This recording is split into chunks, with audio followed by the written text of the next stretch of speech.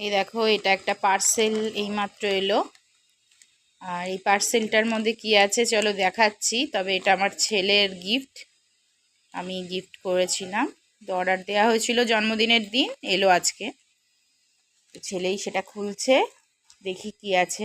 Surprise, আমি জানি কি আছে।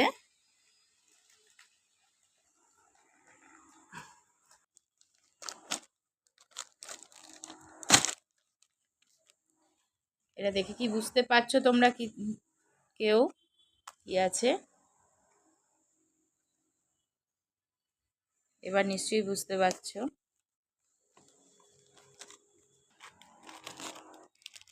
হ্যাঁ, ঘড়ি। তাও আবার একটা না, দুটো। কারণ আমার ছেলে ঘড়ি পরতে ভীষণ ভালোবাসে। ওর আছে, তাও